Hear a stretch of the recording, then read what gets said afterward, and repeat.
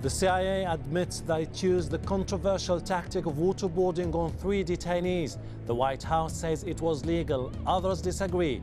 But is torture justified for national security? And what does the US admission mean for human rights globally? This is Inside Story.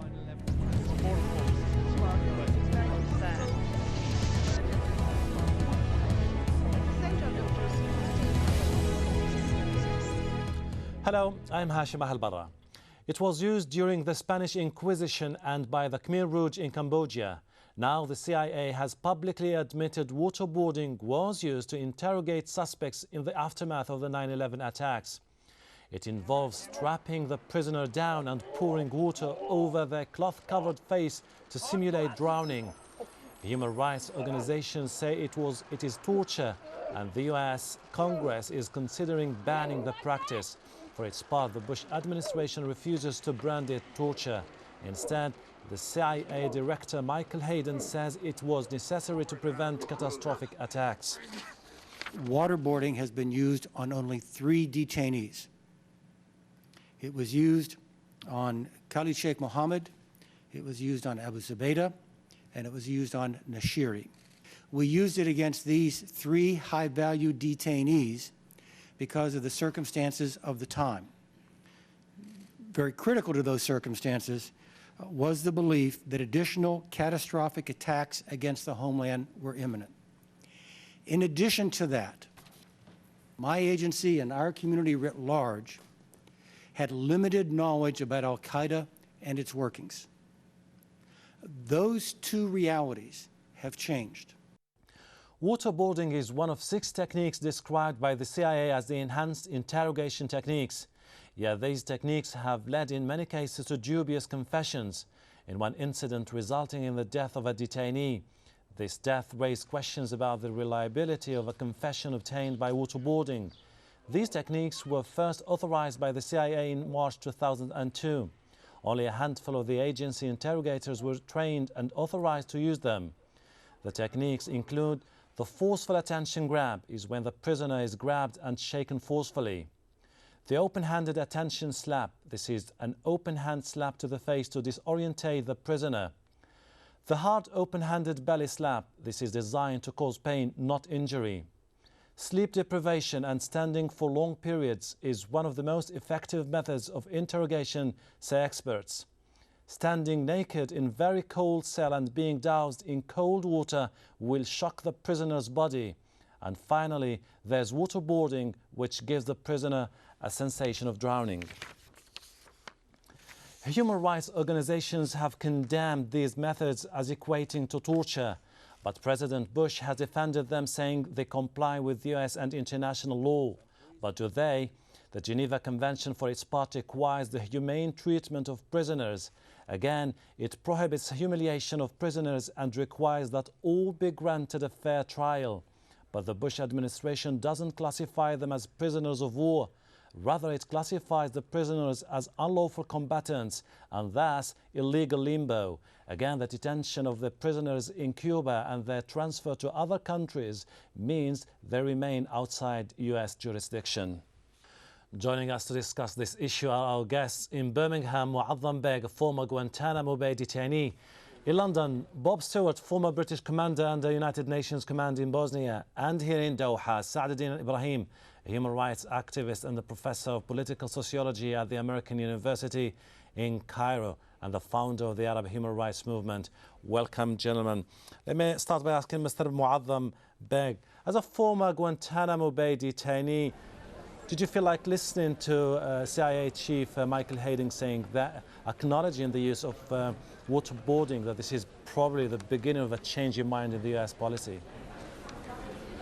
Well, it's always welcome to hear some sorts of admissions in relation to this, but let's remember that waterboarding is actually torture. It was first used in the Spanish Inquisition. It's described in Spanish as tortura del agua, which actually means torture. So let's be clear about what it is and not equivocal, and explain that this method is a forced feeling of drowning, and that it's not only been used on 3 people, as has been asserted, but I think it's been used, as has been mentioned in some ABC news reports, back in 2005, where intelligence agents from the CIA actually admitted that over a dozen suspects were detained and waterboarded. During your stay in Guantanamo, were there any reports of the use of waterboarding? There's only one that I've come across, and that is of Murat Kurnaz, who is a Turkish-German resident who was released last year, and he maintains that he was waterboarded both in Bagram and in Guantanamo Bay, and he was also subjected to what's known as a strapado technique. Mr. Sa'adeddin Ibrahim, when the story first broke a few years ago, the American officials were in denial about the use of torture. Now that the chief of the CIA is saying basically, well, guys, we have used waterboarding on 3 guys. What I'm saying is more than that. Do you think that this could be a prelude to a dramatic change in the US policy vis-à-vis the use of torture in its jails? We should hope so. The fact that he recognized, admitted, confessed it in public and in Congress in a hearing is welcome news. However, knowing this administration, the Bush administration, we cannot fully trust that this will be the end of the story. So we have to be vigilant, and we have to watch out, and we have to keep the pressure to know more and to make sure that it will not happen again. Mr. Bob, as a former soldier, is there anything in the army that says in times of war the use of torture is justified?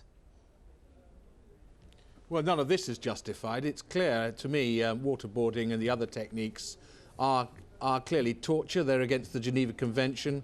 Guantanamo Bay is wrong. Extraordinary rendition, as it were, is totally wrong. These are wrong. You're asking me whether there are any circumstances in which torture might be justified. Well, there might be where you use coercion. For example, it might be the lesser evil to use an injection, perhaps, to make someone tell the truth when thousands would be saved by doing so. That's a judgment call, and of course that is called into question as well. But I'm just saying there might be circumstances where you have to save a lot of people by doing something that is not particularly good. You have many people who basically don't agree with that assessment. Mu'adham, you are a prisoner yourself. What do you make of what Mr. Bob has just said?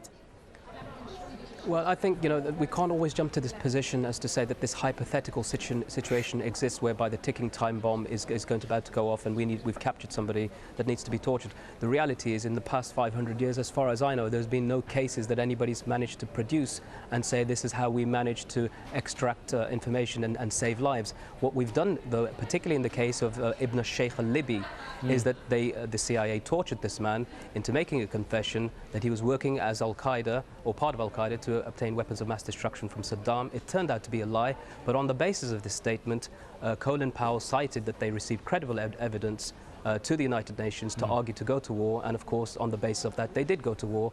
The statement was found to be false, and it didn't make any difference because the invasion had taken place. Officially, we're dealing with 2 different positions with regard to the use of waterboarding. We have on one hand Mr. Hayden saying that we have used that on 3 prisoners, and at the same time asking Mr. Sa'adeddin Ibrahim, we have the Attorney General refusing to badge against what he said in the past, which is he doesn't think that the use of waterboarding is illegal.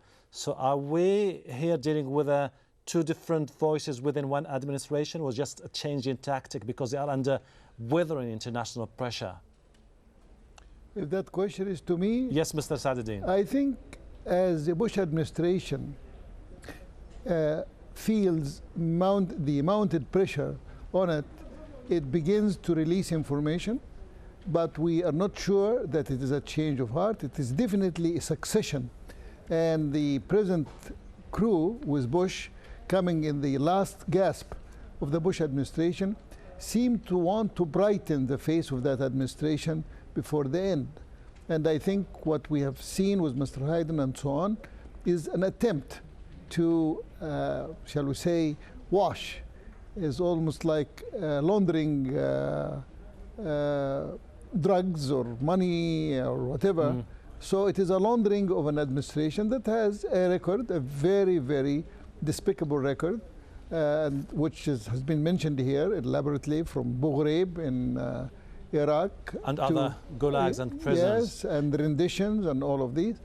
And Guantanamo, of course. Let me ask Mr. Bob Stewart in London, Mr. Dean. Mr. Bob, those who are in favor of the use of waterboarding are saying that it helps speed confessions, which definitely lead to knowledge, to more operational knowledge about what's going on in a timely fashion. Do you agree with that assessment as a soldier? No, I don't. I don't agree with torture at all. The only condition I thought that it might be acceptable is if it's a lesser evil, and I don't mean torture in those senses, I mean insofar as you administer something like a drug that leaves the person perfectly normal afterwards and doesn't hurt. And those are the only conditions that I would countenance, or in any way the use of, maybe you might call it coercion. I think Human Rights Watch would call it coercion rather than torture. I personally don't like coercion either. However, I can see circumstances where many people might feel they would take that decision. And I agree there's not much historical evidence about it, but if you were to ask some of the expert torturers like the Nazis about it, they might actually take that position as well.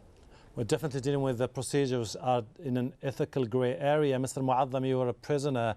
The Americans were saying without the use of waterboarding, we would definitely have gotten that much amount of information, which was very essential for us to deal with Al-Qaeda and other organizations. How do you respond to that?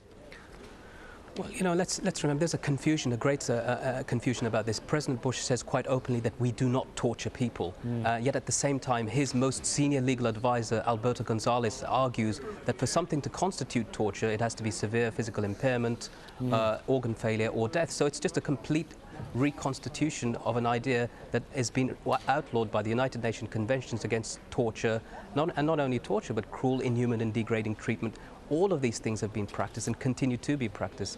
And remember this, that they've got a secret detentions program. Why are these detentions secret? What happened to these people in the secret detentions? And I can almost guarantee that anybody who's been held in the secret detention process has been tortured, whether they've been waterboarded or even worse. And in some cases, I know for a fact people have actually been killed.